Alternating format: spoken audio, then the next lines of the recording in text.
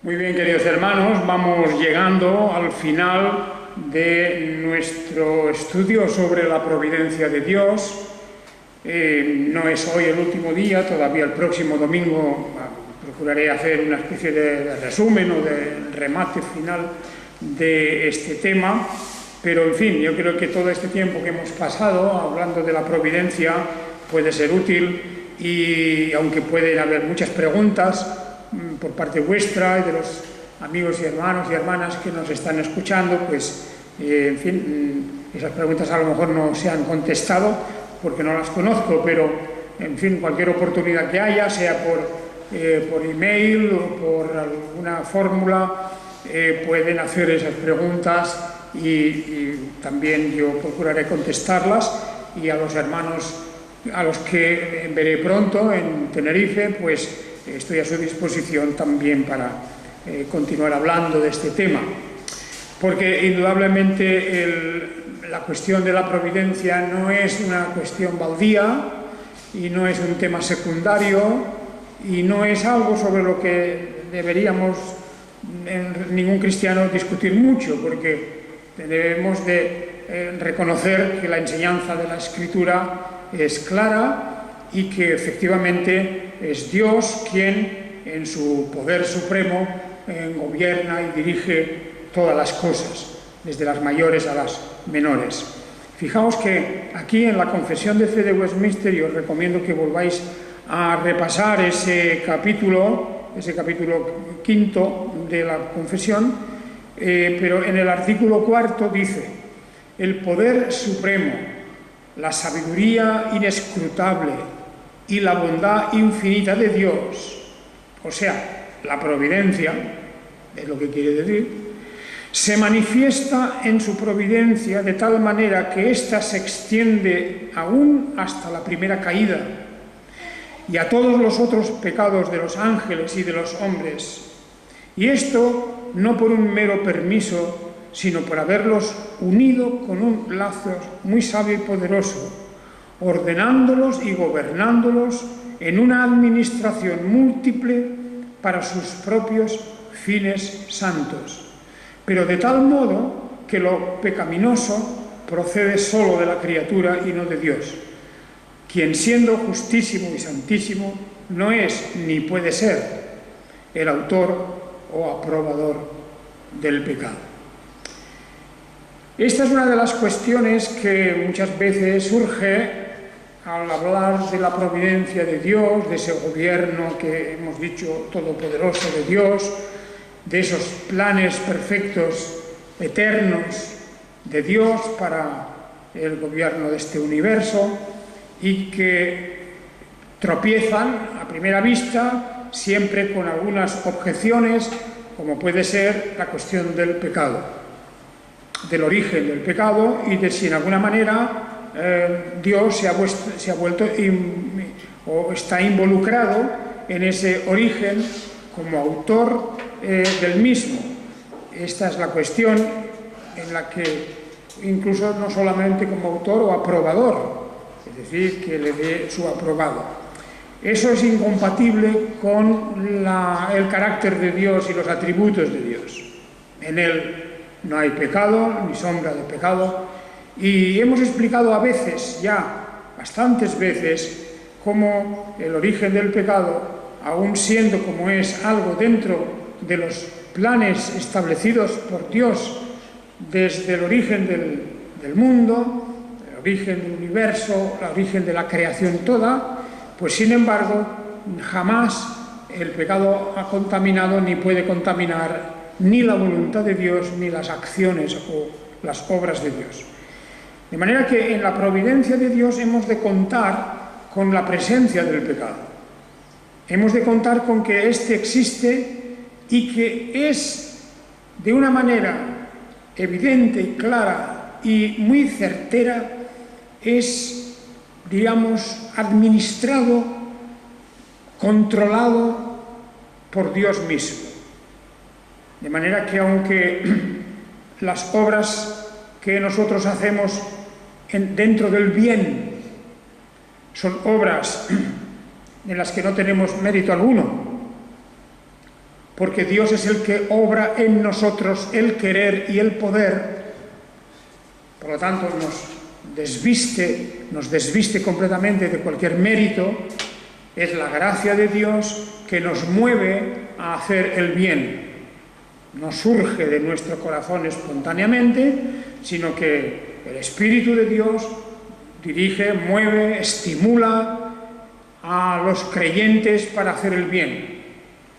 Pero por otra parte, cuando se trata del mal, se trata del pecado, en el que no solamente los incrédulos se ven envueltos, sino también los creyentes se ven envueltos, resulta que no es Dios el que estimula eso, porque eso procede de nuestra propia naturaleza caída.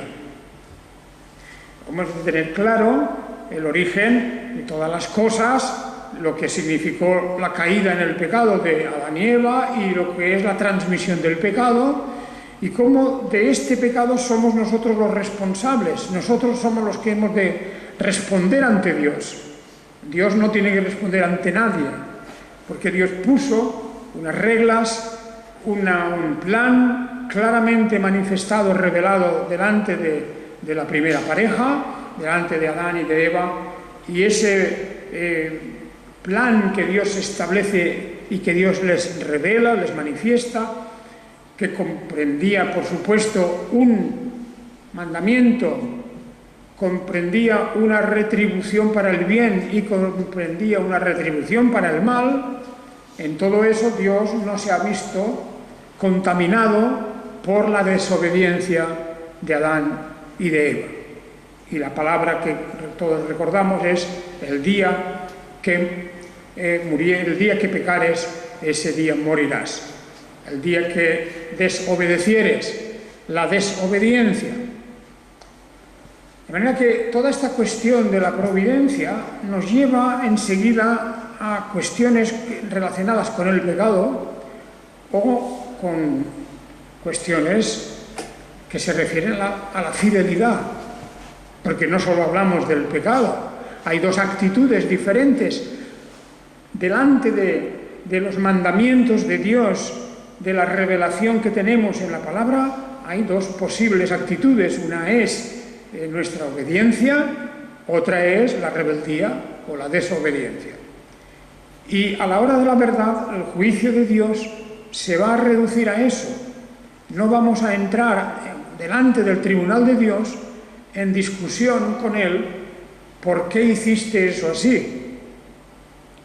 Ahí tenéis al apóstol San Pablo, que ya nos avanza esa idea, ¿verdad? Ya nos dice, pero tú, hombre, ¿quién eres para decirle a Dios por qué haces así, por qué obras así? Eso debemos de descartarlo, aunque eso es un tema que parece ser que gusta mucho, parece ser que hay una cierta afición, sobre todo en el mundo incrédulo, a preguntarse, pues, ¿por qué Dios hizo las cosas de esta manera? Si las podía haber hecho de otra forma, podía haber blindado completamente al ser humano para que no pecara, más aún podía haber blindado a los ángeles mismos que Él creó para que no pecaran, y de no haber pecado los ángeles tampoco habría pecado el ser humano. Y por lo tanto el mal no lo conoceríamos y viviríamos en un mundo ideal, perfecto, en un mundo en donde solamente conoceríamos las bendiciones del paraíso. Pero esto no estaba dentro de los pensamientos, de los cálculos, ni de los planes de Dios. No era así, no era por ese camino. Era necesario que algo ocurriese para que a través de la obra de la redención en la persona de Jesucristo se manifestara el amor de Dios, el amor abnegado, el amor sacrificial de Dios, el amor en el que encontramos precisamente nuestra redención. Por eso la providencia de Dios, como dice aquí este artículo que hemos leído, que ese poder, esa sabiduría, esa bondad también infinita de Dios se manifiesta en su providencia de tal manera que ésta se extiende aún hasta la primera caída. Dentro de lo que ocurrió en la primera caída y el hecho mismo de esa caída, entra en los planes providenciales de Dios y dependen del poder del providencial de Dios, que lo controla. Es un mal, es un daño, pero controlado por Dios. No pasa de un cierto límite. Y eso nos ha de hacer pensar, por consiguiente, que en este mundo nos encontramos con una gran confusión, en el mundo que vivimos, en donde encontramos la presencia del bien, que naturalmente es la presencia de Dios, a través de su Espíritu, de su palabra, de su pueblo, del pueblo de Dios, es una parte de la manifestación del bien de Dios, aunque no es perfecta, porque el pueblo de Dios es un pueblo que está mezclado. Y por eso nos vemos nosotros en ese mundo de confusión, rodeados también de la presencia del mal. Bien, así que con respecto a nosotros, nuestra posición, nuestra actitud frente a la providencia divina, se trata no tanto de que hemos de comprender ciertos misterios que Dios no ha revelado, ciertos secretos que Dios no ha revelado. Aceptemos eso, que a muchas cosas no podremos contestar nunca en este mundo. Hay muchas preguntas, sobre todo el por qué ha hecho Dios así las cosas. Pero frente a eso hemos de contentarnos con las respuestas de la palabra de Dios. Aquellas cosas que han sido reveladas pertenecen a nosotros también. Pero las cosas secretas, Dios que no ha revelado, no serán conocidas nunca hasta que estemos en su presencia. Bien, dicho todo esto, ¿a qué se reduce pues nuestra relación con esa doctrina y con esa realidad de la providencia de Dios que cada día en mil cosas estamos viendo? Pues se reduce a algo que hemos tratado en días anteriores, a la cuestión de la confianza o de la desconfianza, o también de la fe o de la incredulidad, o también de la obediencia o de la desobediencia. Hay dos actitudes posibles ante este gran poder y sabidurías puestas en ejercicio a través de esa divina providencia. Y o tenemos confianza en Dios o no. O tenemos fe en Dios y en sus palabras o no. Y realmente o obedecemos a sus mandamientos o no obedecemos. Porque todas esas diferentes listas van paralelamente y nosotros tenemos que optar, tenemos que tomar siempre a lo largo de nuestra vida decisiones que no solamente son de la voluntad, sino decisiones marcadas por la enseñanza de la palabra de Dios. Así que la obediencia, indudablemente, claro, ahí tenemos la obediencia, pero uno obedece cuando confía. La obediencia podría ser a la fuerza, por miedo, simplemente por una relación desagradable, donde tenemos que obedecer porque sí, o la obediencia puede venir y debe venir, en el caso cristiano, de una confianza auténtica y verdadera en Dios. Si buscáis en la Biblia la cantidad de veces que esta palabra, confianza, que tiene que ver con la palabra verdad, que tiene con la palabra fidelidad. Todas estas palabras están muy relacionadas en el lenguaje original de la Biblia. Esta palabra, como nos dice el Salmo, el salmista en el Salmo 40, es algo verdaderamente importante. El Salmo 40, del que os leo unas palabras, es un salmo de David y es un salmo escrito en tiempos de angustia y de aflicción. Eso se ve enseguida. Por ejemplo, el versículo primero: pacientemente esperé a Yahvé y se inclinó hacia mí y oyó mi clamor. Me hizo subir del pozo de la desesperación, del lodo cenagoso. Asentó mis pies sobre una roca y afirmó mis pasos.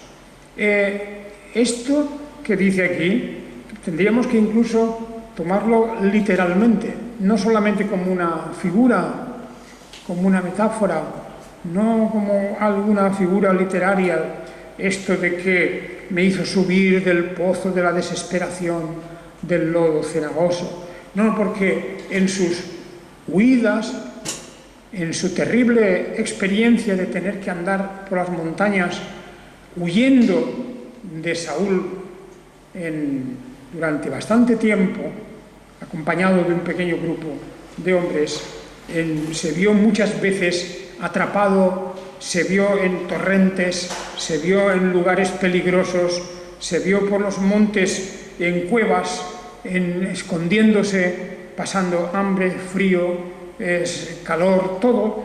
En esa experiencia dramática, David dice que esperó en el Señor, esperó, y se inclinó él hacia él y oyó su clamor. Pues bien, ahí en el versículo 4 viene a resumir todo esto. Dice: cuán bienaventurado es el varón que puso en Yahvé su confianza, que no mira a los soberbios ni a los que se desvían tras la mentira. Claro, es una alusión a la persecución que estaba sufriendo de parte de Saúl. Porque él dice: Dios ha transformado mi situación completamente.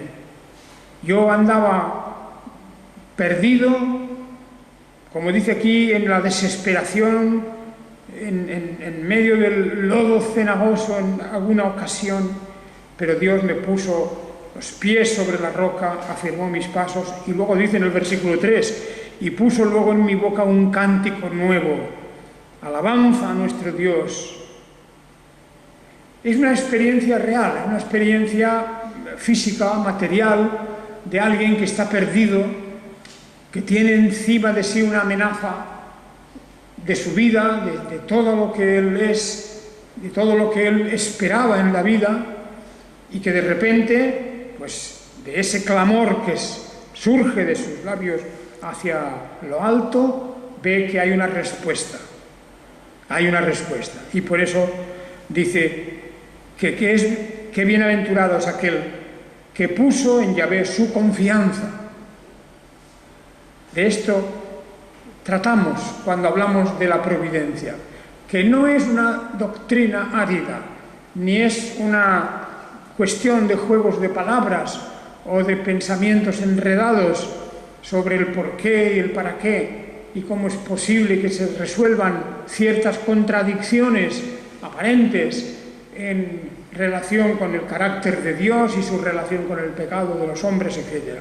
Pues aquí lo que se dice es algo muy directo y muy claro, que es muy bienaventurada la persona que confía en el Señor. ¿En qué confiamos?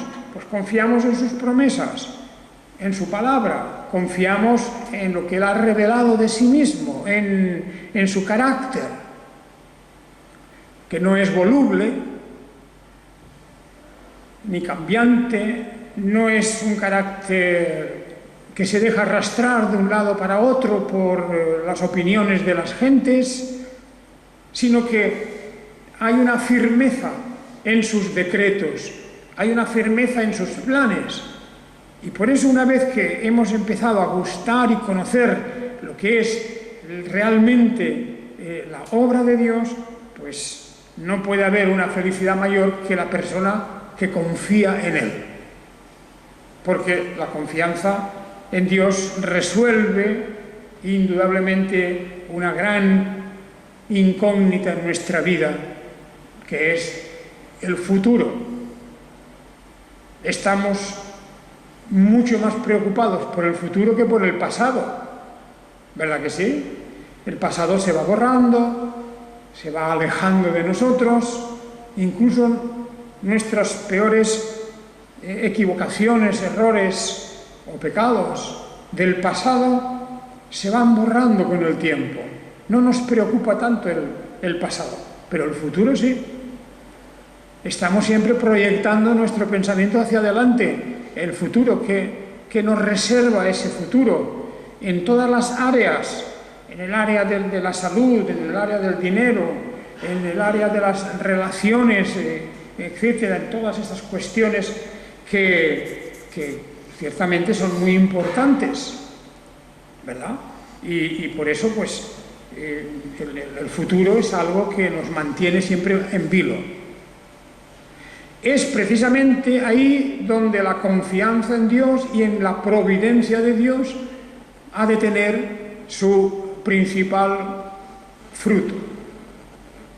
Por eso dice, bienaventurado aquel que confía en el Señor. Bienaventurado el que confía en el Señor. Y lo dice con una expresión como diciendo, casi no se puede ni describir. ¡Cuán bienaventurado! ¡Qué gran felicidad! Es la de aquel que puso en Yahvé su confianza. Y es una llamada de atención también para todos nosotros, porque lo mismo que nos dice esto, la palabra de Dios nos dice que maldito el hombre que confía en el hombre. Y a veces nuestra tendencia es a decir que confiamos en Dios, y eso cuesta poco decirlo, pero luego a la hora de la verdad puede ser que estamos poniendo nuestra confianza para los problemas que tenemos, que la estamos poniendo en otras instituciones, o organizaciones, o personas, pensando que éstas podrán resolver los problemas. Pues ni los problemas personales nuestros, ni los problemas del mundo, los puede resolver nadie. Nadie tiene en sus manos ni el poder, ni la sabiduría, ni tiene el conocimiento, ni el propósito, ni la voluntad, ni la abnegación para que verdaderamente esos problemas, incluso a escala mundial, se puedan resolver. No puede, y por eso dice la Escritura, maldito el hombre que confía en el hombre, porque esa confianza es en vano, es un desperdicio total. Pronto o tarde uno llega a desengañarse, por lo menos yo diría que muchos llegan, menos mal, que pueden llegar a desengañarse. No pongáis vuestra confianza. Y la Biblia nos dice varias veces que no la pongamos en los príncipes, o en los reyes, en los gobernantes, o en los sabios. ¿Os acordáis? El apóstol Pablo, cuando escribe a los corintios, ellos tan entregados a esa confianza en la sabiduría humana, tan entregados a la sabiduría humana. Y el apóstol en la carta a los corintios les dice, pero esa sabiduría es locura, es una necedad. No hay más sabiduría que la sabiduría de Dios, por lo tanto, desechad completamente esa. ¿Y a qué se refiere? Pues bueno, a lo que en aquel tiempo los famosos filósofos, ellos también daban sus recetas para solucionar los problemas del mundo. Cuando leemos a los grandes filósofos de la antigüedad, ellos ya hablan sobre las cuestiones de hoy, Pues hay un tratado enorme de Aristóteles y otro de Platón sobre la política, enorme. Bueno, de ahí vienen muchos de diríamos, de los análisis que se hacen hoy día, la política, pero también hablan sobre cuestiones sociales, hablan sobre la familia y sobre todas las cosas habidas y por haber, incluso de las más peregrinas, del origen del mundo, de todas estas cosas. Bueno, aunque hoy día todavía se les presta atención, no pensemos que no, y muchas de las cosas que vemos hoy en ejercicio vienen de esos pensamientos, el apóstol Pablo, que vive en un tiempo donde ya todos esos han pasado, pero están presentes, claro, Platón, Aristóteles, todos los sofistas famosos, todas las escuelas de diversas formas de pensamiento, todo eso ya era conocido por el apóstol Pablo. Y lo descarta, lo desecha, porque dice, esa sabiduría es necedad, no puede dar nada, ni siquiera puede organizar a la sociedad humana. Descartado. Por eso fijaos cómo el texto que tenemos aquí, Cristo, poder de Dios y sabiduría de Dios. Ahí está el centro de la cuestión. ¿Es Roma en aquel momento? ¿Es Roma tal vez? ¿Quién es el que va a solucionar los problemas de Israel, por ejemplo? No era Roma. No era otro imperio que viniera luego. No, todo eso no funcionó así. Y no eran las enseñanzas de los grandes filósofos. Por eso, maldito el hombre que confía en el hombre. Nuestra confianza se ha de poner en Dios con respecto al futuro. Nuestros problemas personales, de todo tipo. Esto es una realidad y tenemos que recordar palabras que vienen muy al caso también en muchos lugares de la Biblia. Por ejemplo, en el capítulo, en el Evangelio de Lucas, cuando vemos la gran confianza que mostraron aquellos, ¿os acordáis de aquel incidente en el capítulo 5 de Lucas, de aquel leproso que fue sanado? Dice que Jesús, estando en una de las ciudades, había allí un varón cubierto de lepra, y al ver a Jesús cayó sobre su rostro y le rogó diciendo, Señor, si quieres puedes limpiarme. Y extendiendo la mano lo tocó diciendo, quiero, sé limpio. Y al instante la lepra salió de él. Y le mandó no decirlo a nadie, sino, ve, muéstrate al sacerdote y presenta ofrenda por tu purificación conforme ordenó a Moisés, para testimonio a ellos. Pero su fama, la fama de Jesús, por este asunto y por otros, se difundía más y más, y grandes multitudes concurrían para oírlo y ser sanadas de sus enfermedades. Pero él se retiraba a lugares solitarios y oraba. Este pasaje de lo que nos está hablando es de aquella confianza absoluta de este hombre que no tenía ya remedio, no tenía remedio. Y fijaos la forma en que se aborda su problema y cómo se lo participa y se lo comunica al Señor. Señor, si quieres, puedes limpiarme. Es una frase que estremece porque vemos aquí ya el máximo de la confianza por un lado, de la resignación también, porque no lo da por hecho, todo depende de la voluntad del Señor. De manera que si le hubiera rechazado, él lo habría entendido o aceptado. No exige, no demanda nada, pero dice, Señor, si quieres, puedes limpiarme. Y ahí tenemos un ejemplo muy claro y profundo de lo que es una verdadera confianza en Dios.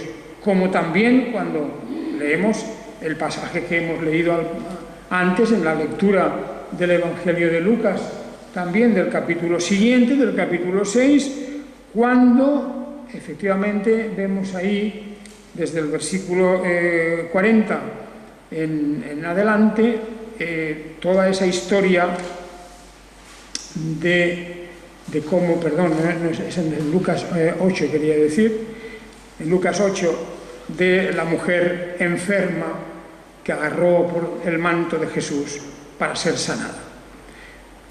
Son ejemplos de confianza. Son de las personas que no se plantean su problema de una manera teórica.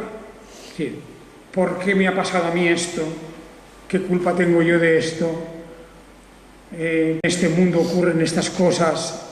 En fin, todo eso que es muy legítimo y muy normal que nos lo preguntemos, pero que ellos ya habían pasado de esto. Ya, aquella mujer, ¿verdad?, que tenía una enfermedad incurable en aquel momento y que todo lo había probado, solamente tenía una confianza, y era poder tocar el manto de Jesús, porque de él tenía que venir la solución.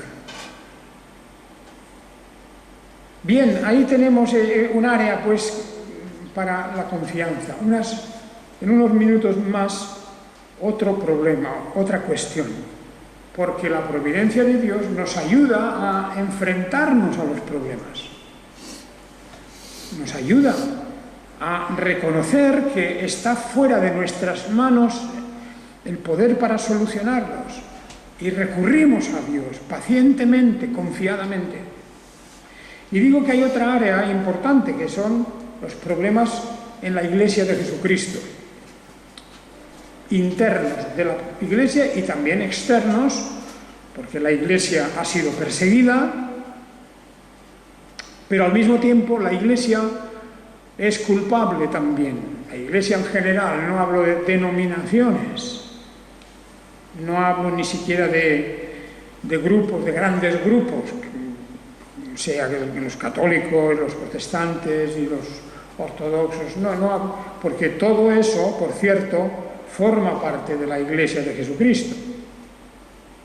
Por mucho que quieran algunos tratar a esos otros grupos como si no fueran Iglesia, pues la verdad es que sí que lo son.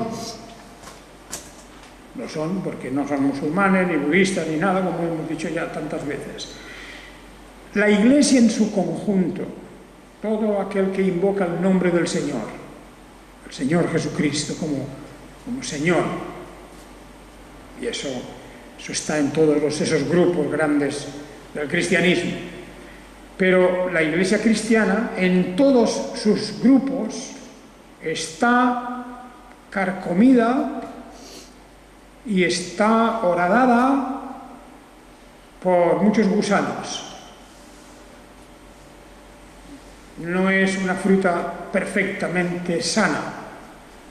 La Iglesia de Cristo tiene muchos problemas en su historia, en su vida actual, tanto también en general como en particular, porque la Iglesia al final se concreta en las congregaciones. Y bueno, pues hablando de eso, desde los cismas, divisiones, escándalos, herejías, corrupciones, podríamos hacer una lista y no sé yo si alguien se atrevería a ponerse como exento de todas esas cosas, como alguien que no tenga nada que ver. Yo no lo creo. Porque los problemas de la Iglesia son grandes. Y aquí tenemos una cuestión también en donde debemos de poner nuestra confianza en Dios. Porque Él ha dicho que sobre esa piedra que es Él mismo va a edificar su Iglesia. Y luego nos habla de su Iglesia en términos maravillosos. También. La Iglesia por la cual Él ha dado su sangre, por ejemplo. O la Iglesia que como una esposa ataviada viene y desciende de los cielos. O como aquella Jerusalén celestial. En fin, de tantas maneras en donde el Señor alaba a su Iglesia y viene a decirnos, por ella he dado yo mi vida, mi sangre. Por lo tanto, igual que en nosotros, a modo particular, personal, vemos una contradicción entre el bien y el mal, entre el pecado y la virtud, pues también en la Iglesia de Jesucristo, en todas las iglesias. Hay falta de unidad, hay falta de amor, hay falta de compromiso, hay individualismos, hay falta de disciplina.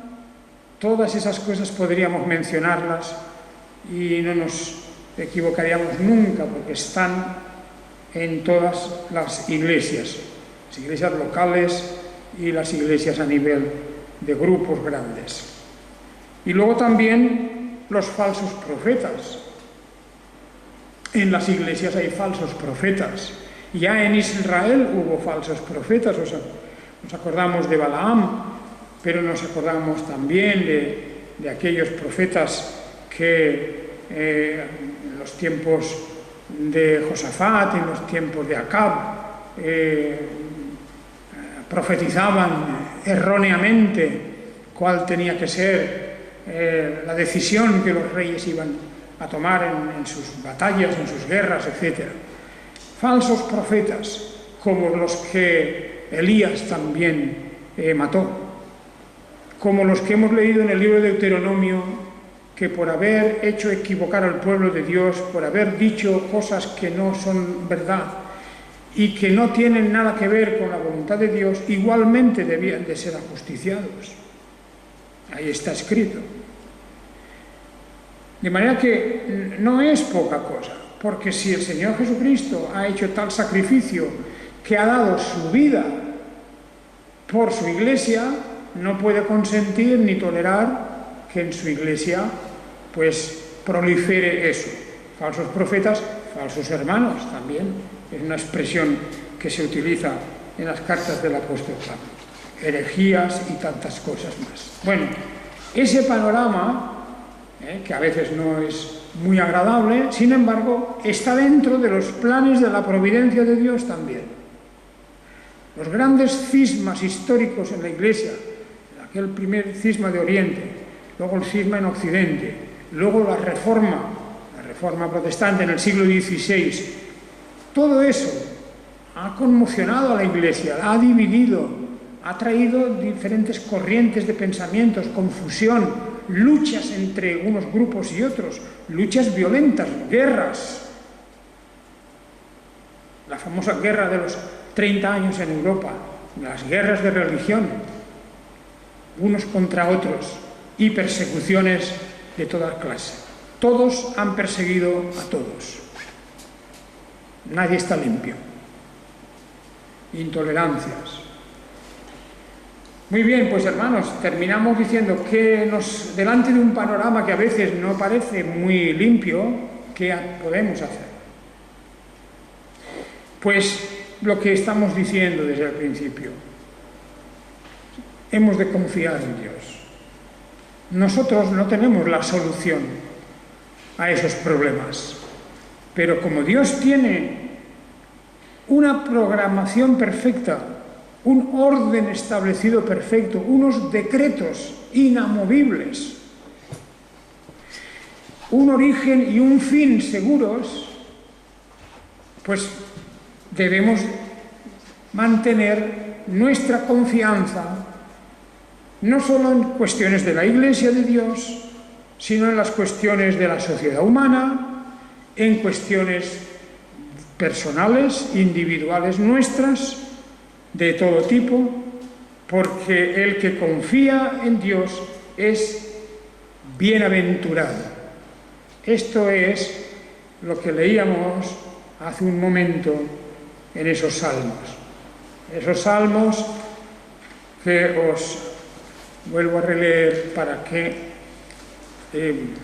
valoremos lo que el Señor es. Ahí en ese salmo famoso, del Salmo 4:8, en paz me acostaré y asimismo dormiré, porque solo tú, Yahvé, me haces vivir confiado. El Señor nos hace vivir confiados. No ignorantes, no es la confianza del que ignora, sino sabios, entendidos, conocedores de la realidad, pero al mismo tiempo viviendo confiados. Qué bonito es este salmo. Lo mismo que el salmista cuando en el Salmo 2, al final del versículo 12, al final del Salmo 2, la última frase: cuán bienaventurados son todos los que se refugian en Él. Fijaos esta idea, los que se refugian en Él. Imaginémonos ahí ese gran refugio inconmensurable. Ahí cabemos todos los que vayamos a refugiarnos. Hay sitio para todos absolutamente. O como en el Salmo 37 el salmista también se refiere a esta cuestión y nos habla igualmente de la confianza. Encomienda a Yahvé tu camino y confía en Él, y Él hará. ¿Cómo cambia las cosas? Delante de nuestros problemas, cuando nos damos cuenta de que no está en nuestra mano resolverlos, porque no, cuando una cosa la podemos resolver nosotros, en realidad no es un problema, ¿verdad? Eso no es un problema, será una pequeña dificultad tal vez. Si está en nuestras manos, no es un problema, no es una gran prueba. Pero cuando está fuera de nuestro control, entonces las cosas cambian completamente. Y por eso dice: encomienda a Yahvé tu camino y confía en Él, y Él hará. Confiemos en la acción de Dios y clamemos a Él, como David clamaba, y luego daba gracias.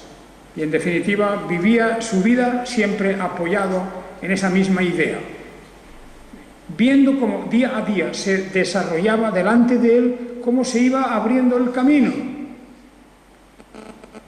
Un poco como la imagen de esas puertas automáticas. Cuando nos acercamos a la puerta y caramba, estamos muy cerca y no se abre la puerta, parece que no se abre. Y en el último momento, cuando ya estamos a punto de quererla abrir nosotros, la puerta se abre. Pues así es en la vida tantas cosas, en que las puertas que están cerradas se van abriendo a medida que vamos llegando al límite, porque esa es la prueba de la fe. Si dentro de esa incógnita sabremos resistir y sabremos confiar en el Señor.